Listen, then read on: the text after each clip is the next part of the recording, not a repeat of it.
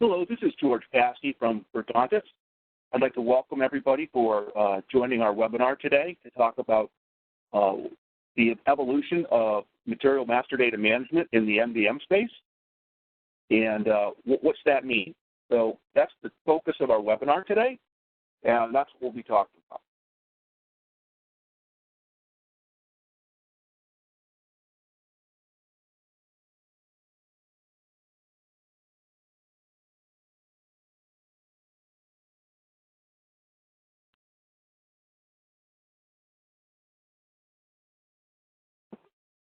Just a little bit about Verdontis.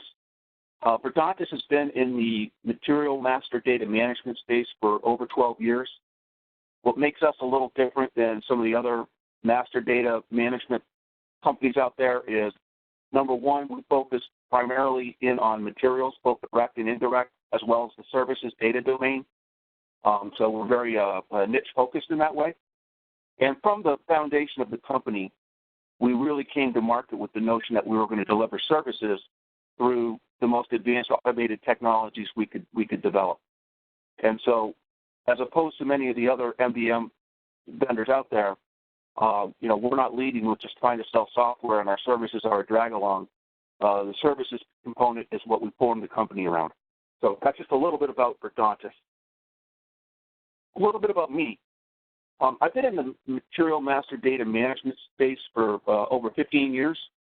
I have a mechanical engineering background, and I've spent my career in supply chain, operations, design, and manufacturing across both discrete and indiscrete industries.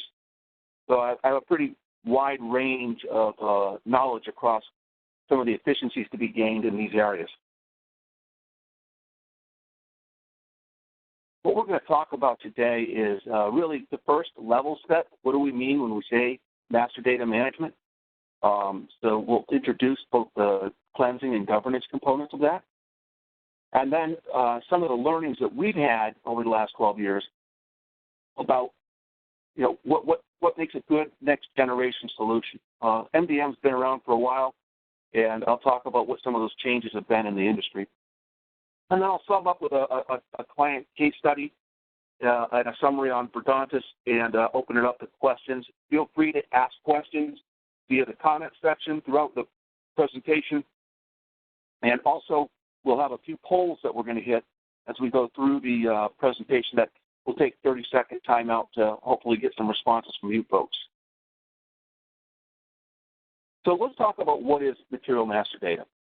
So a real easy way to think about this is master data is static data.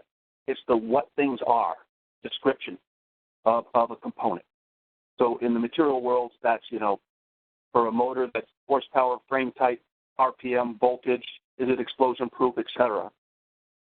It's not how many do I have on hand, what's my min-maxes, what's my price point. Those are all much more transactional in nature. So those are typically owned by the ERP and asset management softwares, and MDM becomes the cliches are the golden record or the single version of the truth of how things are defined at a commodity level.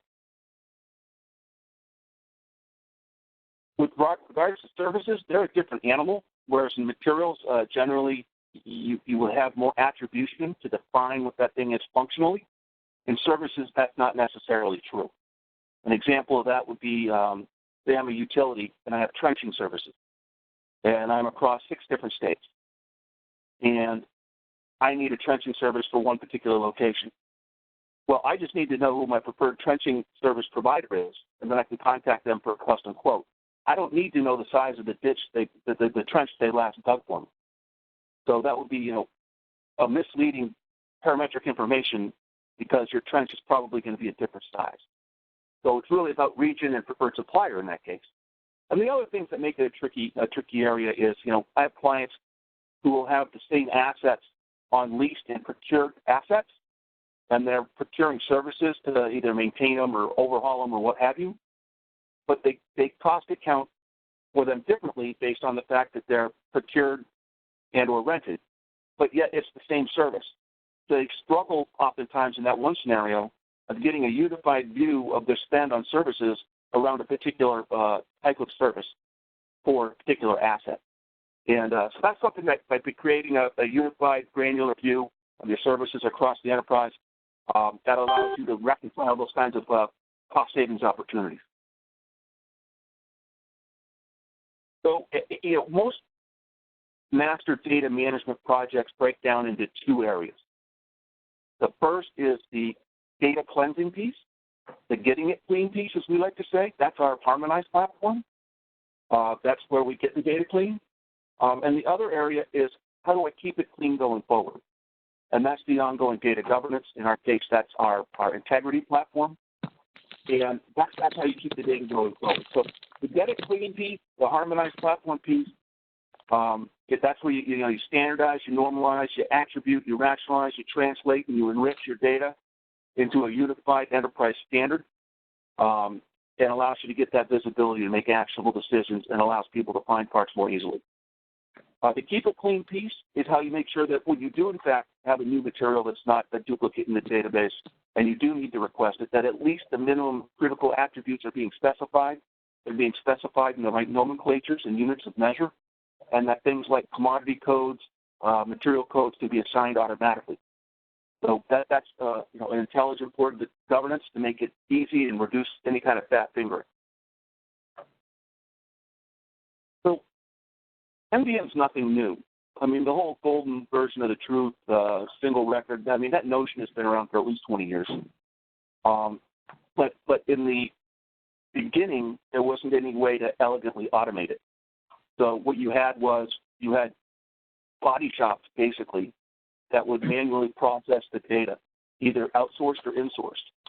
And we saw a lot of project failures because if I'm looking to cleanse 500,000 parts and I'm doing that manually, that's going to be a multi-year project. And as we all know, multi-year projects are at risk because you get a new executive VP, you see somebody that's vision there, and that project dies or it just doesn't deliver because it's taking so long. So one of the things in the next generation solutions have to address the latency issue when you start a project and when you deliver the project. And part of that is through automation. And artificial intelligence has been a key part of it for us. And I'll explain more about what that means as we get into this. So we've identified, and not to say it's limited to 7, but 7 key features that we find our customers looking for when they're looking for optimizing this next generation of MDM. And let's talk about those. So no secret here, almost all applications are moving to the web. We're no exception. Both our harmonized and integrity are web-based. Seems to be very well recepted. My customers really like the fact that it's very easy to deploy. They don't have to deal with the hardware infrastructure, and that the handshake of any integrations is through middleware, so we're not behind their VPN.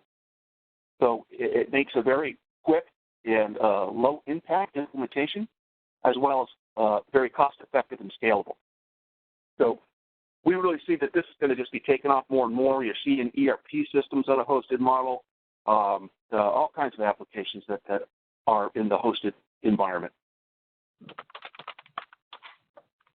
So in that infrastructure, through our harmonized and integrity tools, we will take all this unstructured data across disparate legacy systems that may be sparse and incomplete data, and we will cleanse it and enrich it. We'll house it in integrity, where all those rules that we captured in the harmonization process will then be used in the integrity tool. And that's how we can go about providing search, find, and compare, as well as robust reporting to enable a lot of these different value areas you see across the top. So what people throw around AI all the time. What's it really mean? Well, for us, what it means is we've developed a set of machine learning tools based on artificial intelligence and rules and algorithms that allow us to create a closed loop learn by example model. And the AI allows us to take those learn by examples and apply it across thousands, if not tens of thousands of parts with a couple of mouse clicks.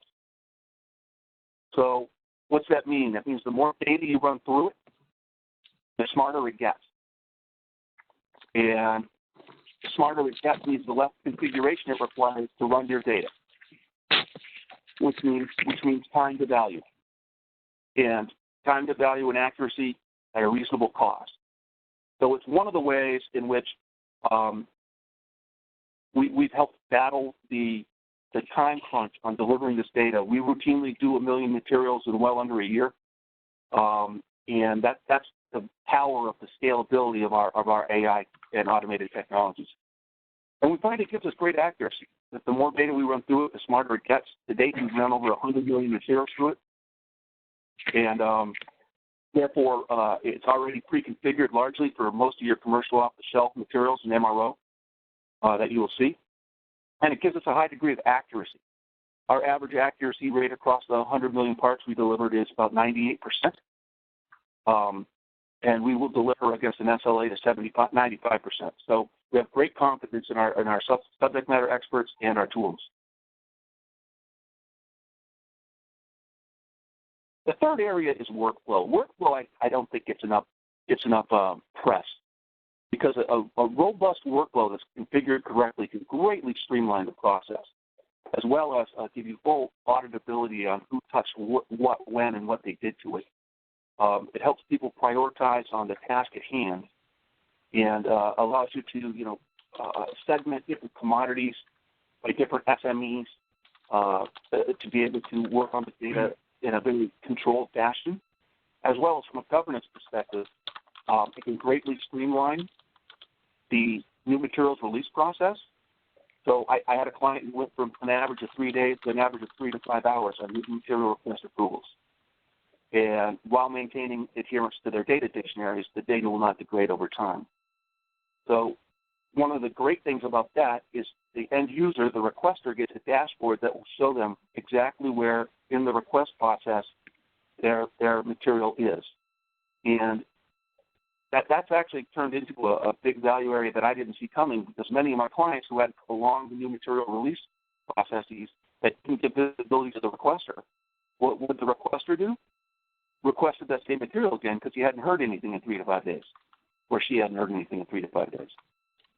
And so you get duplicate material requests for the same material based on lack of visibility and the time delay in getting approval.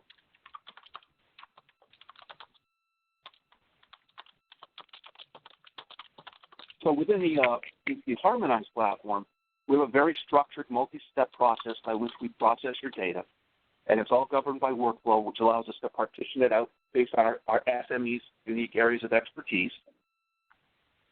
And therefore, we take disparate legacy data from multiple different sources. We run them through a high-speed classification engine that literally does hundreds of thousands of parts an hour. This tells us what this thing is. Once we know what this thing is, we can assign a commodity code to it. We can identify a data dictionary template that will apply to that commodity.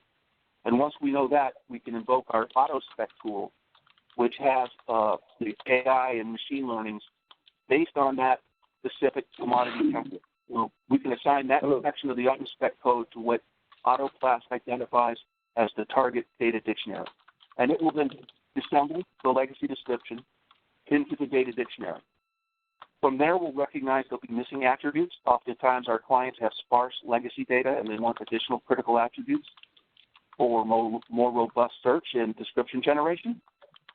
So we will enrich that data to fill in those gaps. I'll talk a little bit more about that later in the presentation. And then once we've got everything separately fielded, we've got an AI-based normalization engine that allows us to go through and normalize things. A simple example, unit of measure.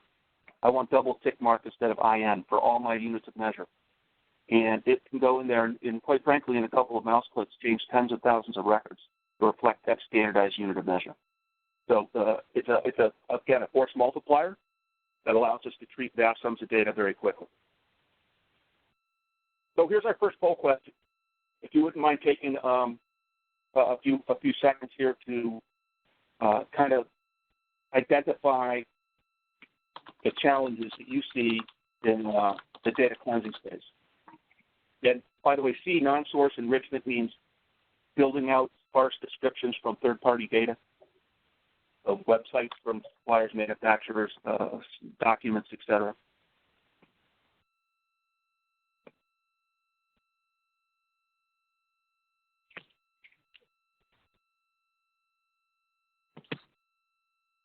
Okay, we've got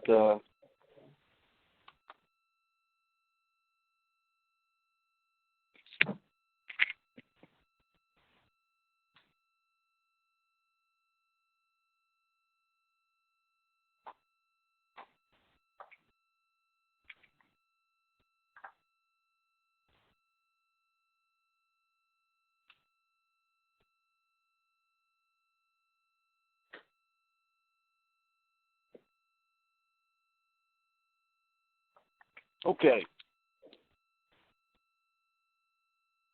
Let's continue on.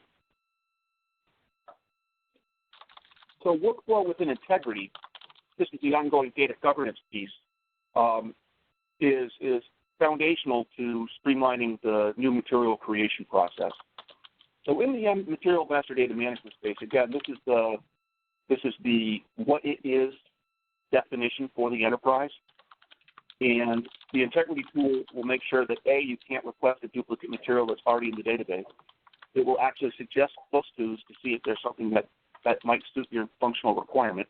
But if, in fact, you actually need this unique material, it will mandate you at least fill in the critical attributes for that commodity as identified by the organization. And that can be done at the requester level. That can be done at the stewardship level. Depends on where you want to push the responsibility. And that whole workflow is governed, so you can configure it, you can audit it. You're going to have a different workflow approval process for, say, a hazardous chemical that you will a fastener. So we will configure the workflows to, for the hazardous chemical to include an EHS type person who could identify, what kind of hazmat might have to go with that type of thing. So the workflow is highly configurable, and work on exceptions, and work in parallel and sequential. And it's how you really govern the process and really speed up and make sure you adhere to the standards on a go-forward basis. Here's an area that can drive a lot of value. And I see a lot of organizations that just don't have visibility, even at the regional level, or sometimes even at the plant level. They'll have multiple cribs, and they don't know what's in the other guy's crib, and they're ordering duplicate materials. So this is really an opportunity for the organization to give visibility for either at the enterprise level, the regional level, or at the plant level. Can be segmented either way, so that people can see what's available. So if I'm in a plant and I've got a stock out, I have another sister plant in the region would like assets, I can see if they have one on hand, if I can find it. So that's what this allows, the finding. Also, if I need a new material and I'm looking through integrity and I can see that another plant has already procured this material and has a preferred source of supply, then I can leverage that preferred source of supply through that visibility I've got on the cross-region, cross-plant, cross-enterprise type visibility. What's key about this is, at least with our integrity tool, it's a bolt-on hosted environment that sits on top of the ERP and asset management software of choice, and it's integrated real-time via middleware. So any updates in terms of new material creations are pushed to those systems. Some of our clients choose to have a more 360-degree view of the part in integrity. They'll have a bidirectional synchronization with things like maybe quantity on hand, bin location, min-max, pricing, and supplier that's available in the integrity tool for that view. And the dashboards are configurable so that you can have a role-based view based on who you are. Are you in supply chain? Are you in operations? Are you a procurement professional? Are you a maintenance engineer? Configure all the different screens to suit that individual role. Second poll question, if you don't mind taking a few seconds here and sharing with what the challenges you have, we'd be greatly appreciative.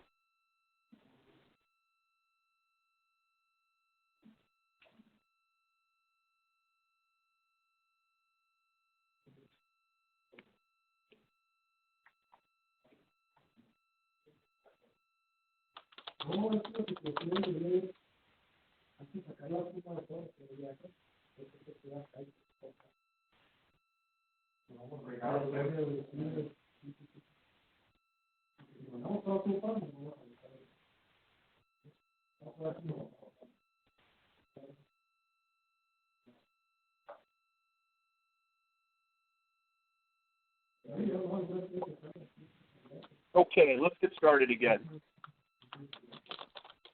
Well, I mentioned earlier about what if data is missing from your legacy descriptions.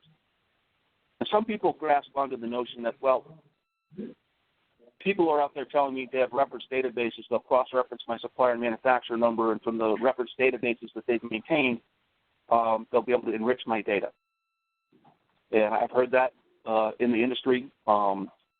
We did an analytics on that early in our life, and we determined that to have a meaningful cross-match on that type of enrichment strategy, when you factor in all the different manufacturers' parts, all the different ways suppliers name and number them, you would literally have to develop and maintain, at significant cost, a reference database on the orders of hundreds of millions of materials. Now, the reason nobody's done that is because it's economically unviable. So there are specific regional suppliers who, in a commodity here and a commodity there, have developed catalogs that you can reference. But if you're looking at a large multinational with 500,000 materials, you're going to get a very low cross-reference rate. So we took a different strategy. We developed a proprietary technology we call AutoCrawl.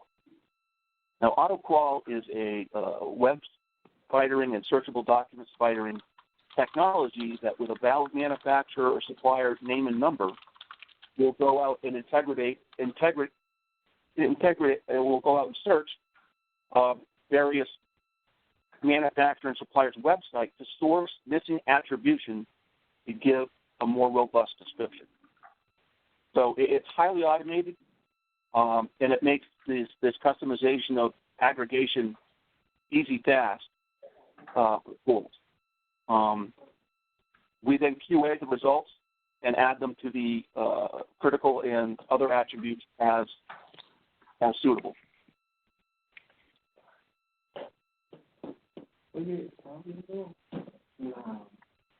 So one of the things that we recognized early on, we have clients that have. I'm sorry, I'm getting some background noise. Could you please put your phone on mute? Excuse me, we're getting background noise. Can you put your phone on mute, please? Thank you. So in terms of security, I mean, we have clients who make weapon systems and have nuclear reactors. They're highly sensitive. They are highly sensitive to the security of their data. We use Amazon Web Services. We've met several security audits and have had no problem to date. And again, we carry some very sensitive information in our server system.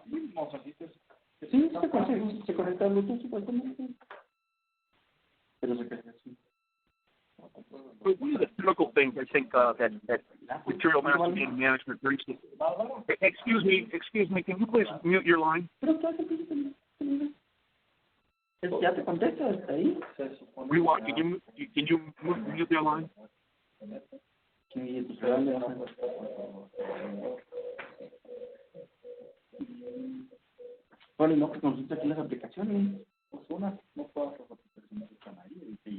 Well, we'll plow forward. So finding is one of the most important things that clean data can provide you, because if I can efficiently find things, I'm not wasting time, I'm not ordering duplicates, I'm probably buying on contract. So we provide robust search to our integrity tool in a number of different ways, and I'll give you a few examples.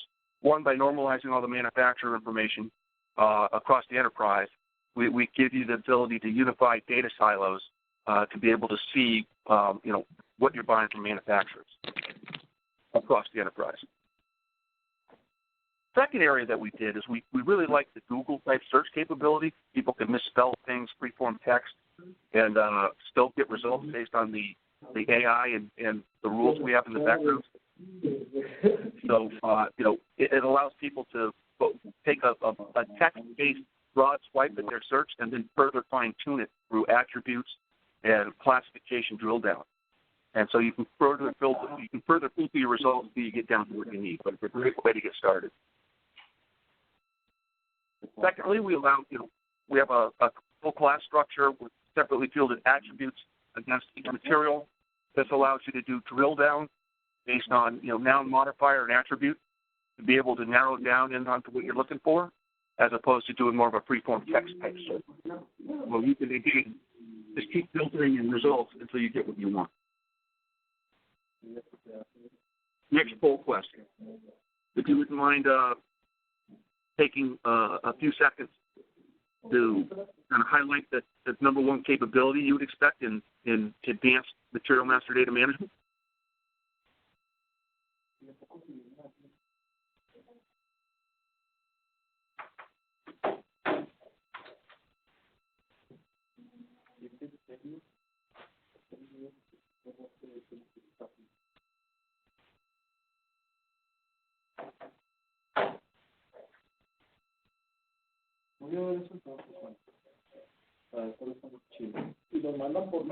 Okay, let's move on.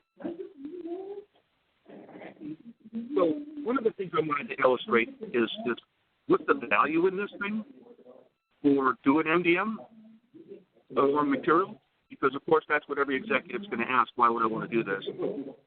So I've captured an example from one of our clients, which is a steel manufacturing company. They serve various industries from automotive, appliance, infrastructure, construction, manufacturing, and power gen, as well as kind of a distribution market.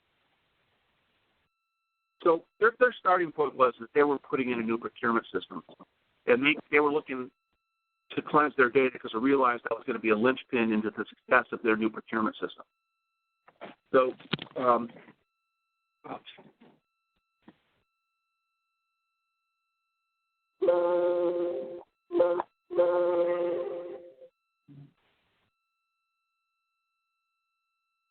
sorry about that.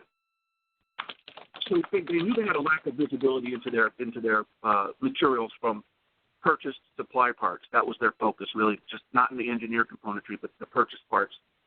And it was going to fuel the cataloging of the new e-procurement system. So they recognized they needed this enterprise granular view of their materials to be able to best affect this new system. So they were looking at Ardontis to provide cleansed, enriched data, to provide enhanced search across their e-procurement tool, to help reduce inventory, and other risk factors that they were looking to eliminate. In terms of profile, they did about $8 billion in annual revenue. About $1 billion of that was on annual MRO replenishment.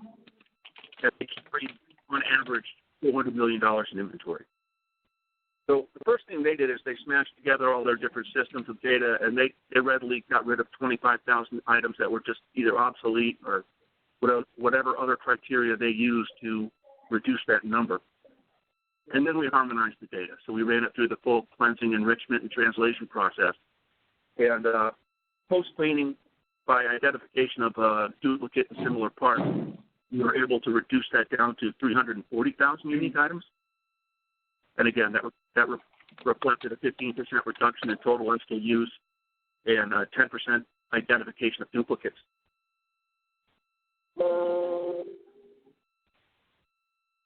So this is how they chose to quantify it.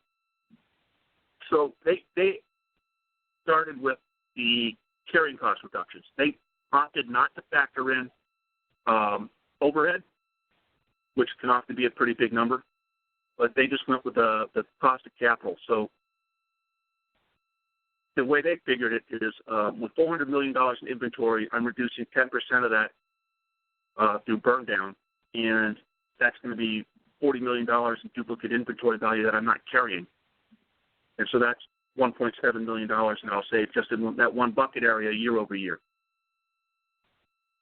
The second area they looked at is spend aggregation. So almost all of my clients have done some level of classification of their spend. But this is the difference between knowing what I spend on powertrain and knowing what I spend on, what I spend on a 90-degree 4-to-1 flange-mounted gear reducers. And by that additional level of granularity, they were able to further leverage their spend by about 12.5% across 15% of the identified materials. That represented about 10% of their supply base. So it was one of their larger suppliers.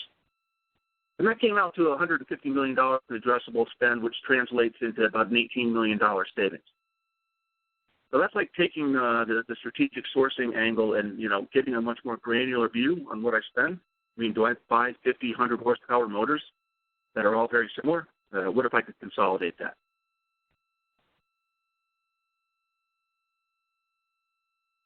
The other area they look at is what does finding mean? And again, I said up front that one of the most valuable things is finding. Well, what they found is that they had, out of their $1 billion in spend, $800 million was under contract, but their compliance to the contract was only 60%, which meant that $440 million was going under contract. By providing a consistent, standardized, enriched description, people were better able to find materials, which helped them gain a 15% gain in compliance. So that's an additional $120 million in on-contract spend, And the way they factored it is that Maverick spend was a 16.5% uplift over buying on contract. People like Gartner will tell you that's more like 18+%. But this is the numbers that they calculated. So in this one area, they were able to have a cost reduction of $19.8 million. You can see the overall project, and by the way, these are conservative numbers. They were looking at a conservative number of around $40 million in savings. Some of that's going to give year over year, like the Maverick spend.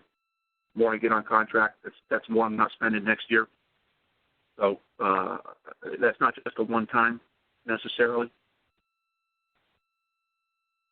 So let's talk a little bit about why Verdontis. Again, we started this from a service delivery capability perspective. We recognized up front that of all the different data domains that you might touch in an MDM solution, the materials piece is going to be one of the more complex, if not the most complex. So we really took an eagle eye towards trying to solve that problem, and we did it by developing proprietary technologies to us that allow us to automate to the edge of what we can automate in terms of taking that disparate, inconsistent data and bringing it forward into a clean, structured, enriched repository. So that over time has given us the ability to develop what I consider a fairly bulletproof implementation methodology. In the 12 years that we've been doing this, we have well over 200 client engagements. And what that's allowed us to do is really fine-tune our engagement model. So one of the underlying themes between our engagement model and our automation is that we try to minimize our clients' resources to tackle these projects. And this came out of the fact that we recognized that early on a lot of these projects failed because I don't know many organizations with 10, 15 people sitting around waiting to clean data. And so we really took a really keen position that we wanted to minimize our clients' engagement in terms of delivering back the structured data against large sets of data. So our engagement model reflects that, and our pre-configuration of the tool allows us the speed and reduces the amount of clarification we need with our clients because we've already seen it. And the fact that we combine that with automated tools allow us to address some of the largest companies in the world. In fact, Aramco is a client of ours, and I think they're $500 billion a year, and they just re-upped for the 5th year. So, we did well over 2 million materials for them, 40,000 suppliers. So it's just an illustration of the scalability of our tools and our people to be able to address some of the largest companies in the world. We drive that through hosted solutions. That really is where I believe the industry is going to be almost entirely very shortly.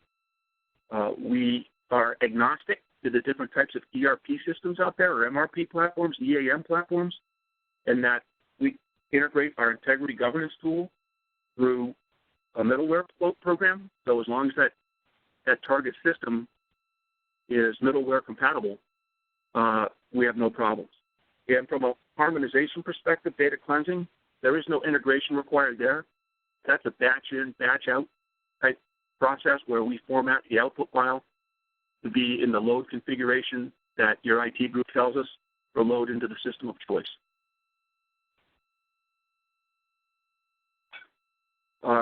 Our core expertise, and one of the things you'll find if you decide you want to investigate us further, is we're very transparent. We focus in on materials, surfaces, and chemicals. Those are our areas of domain expertise, and that's where we spend most of our time.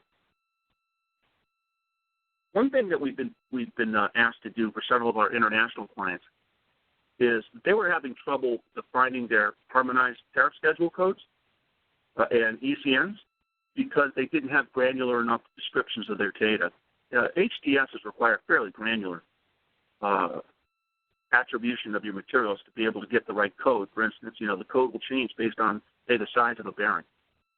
And so you need to have those sizing in that description to be able to assign the right HTS. So we've had several clients come to us and ask us to build out robust descriptions to get as granular a HTS as possible or ECN as possible. And so we've done that. And that's a tariff code. But also with regards to commodity codes and taxonomies like UNSPSC, HIDEX, E-Class, EOTD, we're agnostic to those as well. In fact, we work with those out of the box as well as hybrid versions of them and also multiple versions of them. So I'll give you an example. One of my clients, Suncor, a large oil and gas out of Calgary, they had a requirement for UNSPSC, which is United Nations Standard Product Services Code. They needed that for their procurement organization. That's how they were doing a lot of their supplier management. But in their operational and in their field-based operations, they use HIDEX, which is a petroleum industry standard. So for them, for each material, we cross-reference both codes so that we could support the multi-operational requirements within their organization. So the net of it is we're agnostic to commodity codes. We can use them out of the box. We can use custom. We can use hybrid. We can use multiple.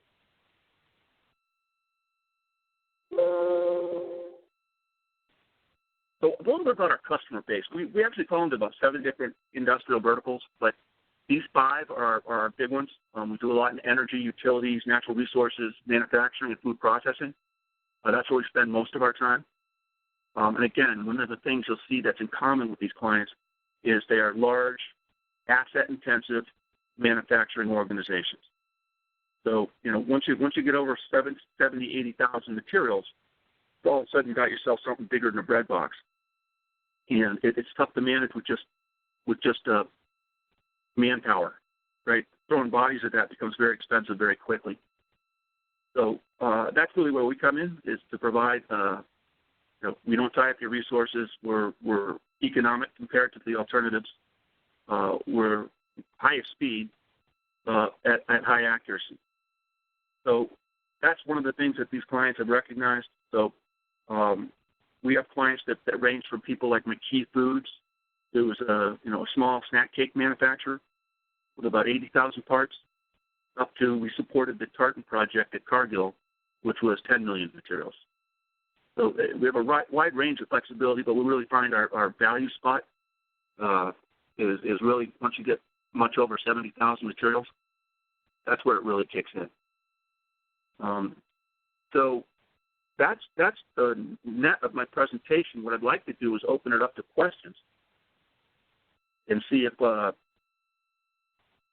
there's any kind of questions I can answer out there. Just go ahead and put them through chat. And okay, I see I already have a couple that are lined up here. What are the leading practices to address some of the issues related to duplicate parts descriptions?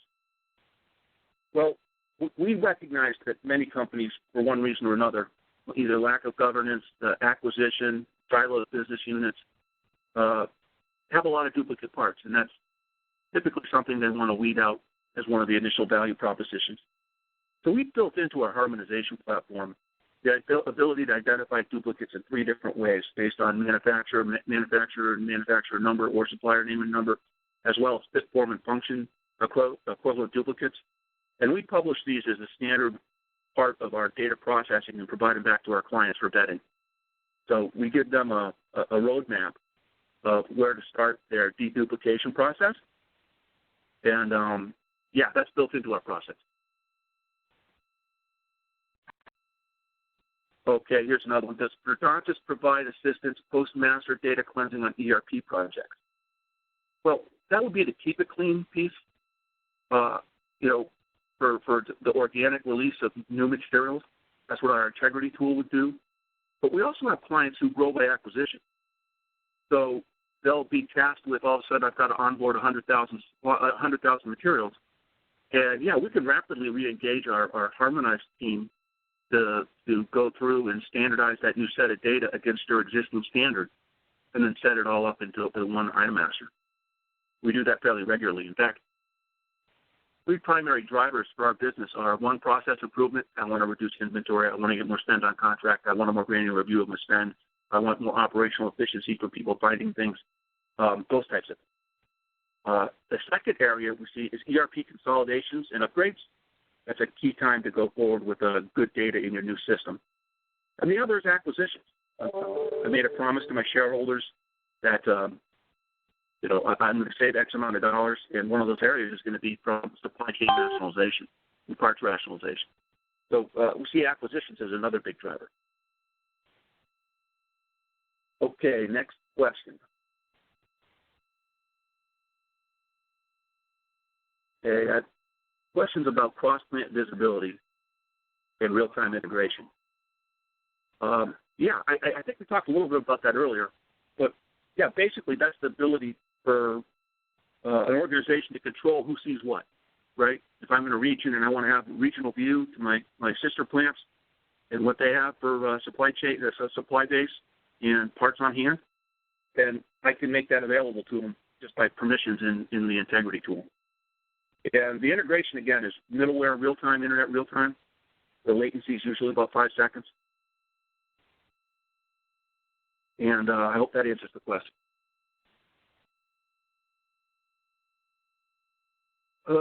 Okay, here's a good one. Manual versus automated data cleansing. I talked a little bit about this earlier in the presentation. I've seen quite a few projects die on the vine just because organizations don't have the resources to do it manually.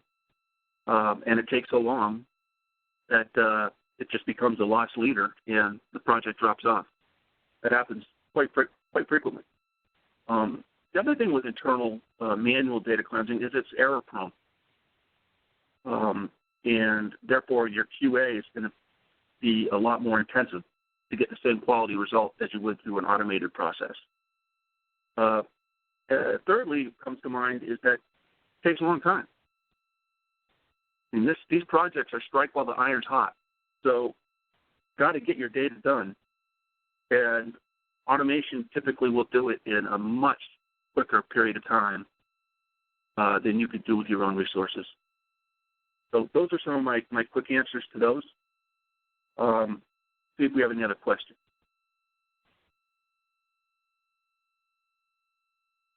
I don't see any other questions, so I want to thank you all for your time. We'll wrap up a little bit early, and I hope you found this valuable. Do not hesitate to reach out to me if you have any questions, or to the info line at Verdontis, and we'll be happy to follow up with you. Did you want additional information or a demonstration? That is something we'd be more than pleased to do. So that's my contact information where you can reach me.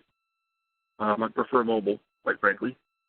And you can just drop us a note or drop us a call, and we'll be happy to follow up with you. So thank you very much for your time, and I hope we get a chance to talk in the future. Bye now.